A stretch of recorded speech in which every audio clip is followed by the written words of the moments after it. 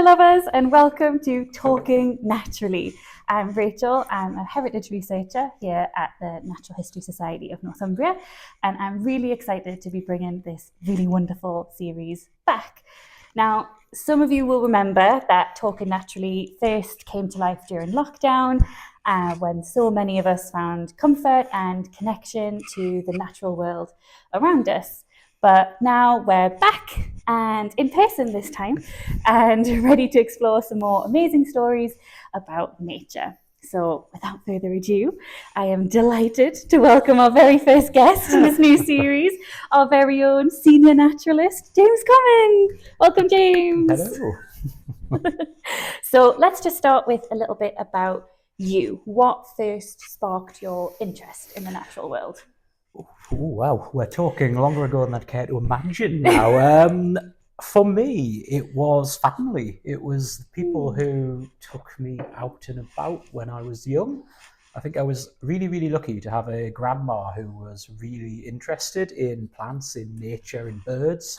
And when she lived in Bedlington, we always used to go out into the country park at Bedlington at the weekend, and she sort of taught me how to identify trees and showed me my first orchids and helped. We even made sort of walking sticks out of wood that we cut and all that sort of stuff, because it was all stuff that she'd sort of come to know during the war. Yeah, of course. Even a bit about sort of which plants to eat and all of that stuff. So really it was that. On my dad's side of the family, I also had a granddad who kept pigeons. Nice. And as part of that, he needed to go to the beach at Durridge Bay every weekend to collect grit for the pigeons. I couldn't tell you why we feed grit to pigeons, but and obviously when we did that, we always used to go around Durridge Bay looking at the birds as well to see what we could see. Wow. And I know you have a very important role here at NHSN as well. So could you tell us a little bit about what you do for the Society and what a typical day in your role looks like, if that's possible, if a typical day exists? So I've been with NHSN now since 2018, I believe, since I graduated Newcastle University actually, and my role's changed quite a bit over the years. I started out in communications in a part-time role doing the sort of social media and blogging and stuff, because that was the sort of stuff I did out of work before NHSN, so it was just a bit of a natural fit. Over the years, my roles changed a bit to be more about engagement and now citizen science as well. So a typical day, I don't think we ever have a typical day, do we? But at the minute, just your average day is spent absolutely marvelling at all the lovely things people send in as part of projects like Gosforth's Wild Web and some of the citizen science projects like the Ladybird Spot, perhaps with a bit of editing, a bit of social media, and of course getting out and about and showing people wildlife as well, which is definitely my favourite part of the job. Fab. Do you think you could tell us a little bit more about some of those projects and kind of what your role is in them? So the citizen science projects are relatively new to NHSN. I should say that citizen science isn't new. We've been doing citizen science in one form or another for the last 200 years, pretty much. Ever since those first naturalists went out discovering new species across the region. Times have changed a little bit, but that premise is still important today. We still need to record and find what's out there. So yes, those projects are focused on bees, ladybirds and orchids as groups that we really didn't know too much about beforehand. And it's just been amazing to see what people are finding. I think somewhere in the region now of 25,000 sightings shared across all projects. Wow. And several creatures that we didn't know existed in the northeast. So if that doesn't highlight the value of them, I don't know what does. Oh, definitely. And a bit closer to home and more recent, Gosforth's Wild Web, NHSN's, well, I was about to say new project, but we're a year in now, so it's not, but set up to celebrate the 100 years of Gosforth Nature Reserve and really highlight the value of the wildlife corridors in Newcastle. And that's just been amazing to see what people are turning up on their doorsteps in places that you wouldn't necessarily visit as a naturalist. People always want to go to sort of ancient woodlands and meadows, but it's been incredible to see what people are finding in sort of back alleys in Heaton and car parks in sort of Long Benton and so forth. It's everywhere. Yeah. Fabulous. So I'd like to hear a little bit more about your work in the field. Are there any specific areas or projects that you've been focusing on lately, or any that you're especially excited about? So yeah, my sort of involvement in natural history has changed quite a bit over the years. I started out unashamedly as a bit of a bird watcher, for those reasons I mentioned, just from going out and seeing birds with my granddad and grandma when I was little. And that continued for a good decade, but then somewhere along the way I got really, really sidetracked and became a bit of a botanist.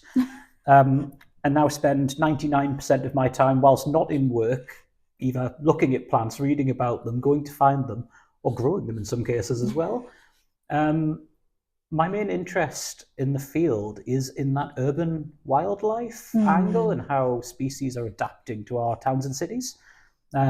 Like it or not, towns and cities are going to be important in the future just as they are today. They're only going to expand, so how wildlife adapts to that is quite interesting. And in terms of project, I'm now 3 years into writing what I'm roughly calling a sort of flora for Newcastle and North Tyneside. Amazing. Aiming to record all of every species of wild and sort of naturalised plant across the city. I thought it would be a small task, but it's 4 years in. I've now walked something like 400,000 steps doing it, spent 450 hours, and still new things are turning up. I think only this week it was around about 1,020 species growing in Newcastle. So that keeps me busy at least. But Definitely. in work, I'm loving Gosforth's Wild Web, I'm loving the citizen science, and it's really, really nice. And one of the really nice things about NHSN is being able to bring in your personal interests. Yeah. So really, you don't really think about it as work. If I'm in my free time, I'm going out and looking at plants. It makes absolutely no difference that I'm going out looking at plants with a group of 25 people as part of one of these projects. It's really exciting, and it's really rewarding to see more and more people engaging with that. So I think a lot of people watching would love to connect more with nature, to get involved, perhaps in conservation work, even in very small ways. Do you have any advice for someone perhaps just starting out, or maybe even just looking to make a difference in their own community? That's a good question. So I've just got to call upon my experience here. There's a few things that spring to mind. The first is making opportunities for yourself and just having a bit of get up and go about things. I, before getting this job, did an awful lot of volunteering with an awful lot of organisations. I spent years and years writing my own blog at Common by Nature and being active all over social media. And that was an awful lot of free time, but it was that stuff that actually helped people not just know who I was, but also demonstrate some of those skills that so often you need in jobs. So yeah, don't wait for other people to sort of lay things out on a platter. Actually just get out there and sort of learn about things, enjoy things, and build your skill set. But also linked to that, there are some things you can only learn from other people, and sort of intergenerational learning is a really important thing.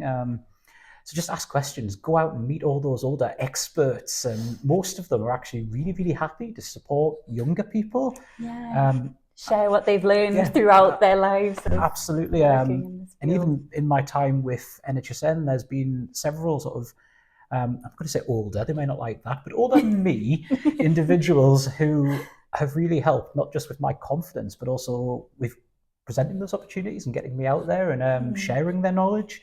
So yes, make time to go and talk to those bird watchers you see on the beach. Make time to go and hang out with the botanists. It's not just networking, it's actually really useful learning.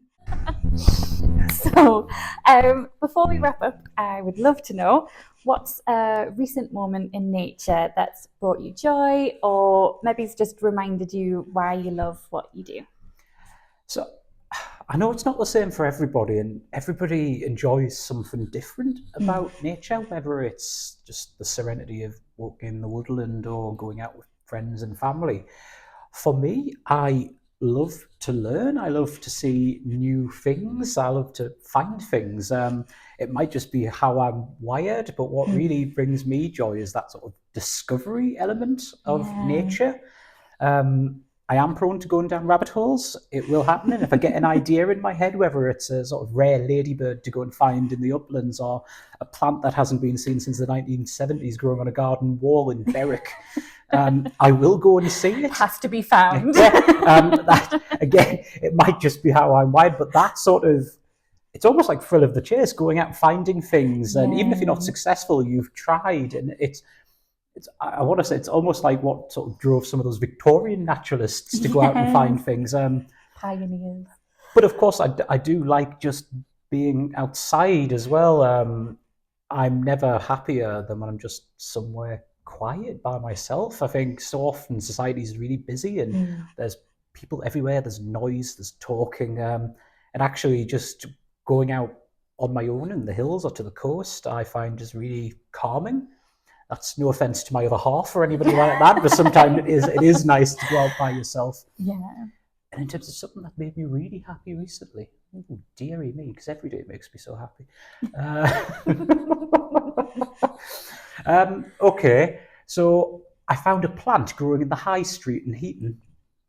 And What plant? It was a curry plant. And Right. this is the nerdiest one of these you'll get in a while. It's a plant from the Mediterranean. It's grown in gardens, but until it had been found on that high street in Heaton, it hadn't been recorded in a wild state in the northeast England at all.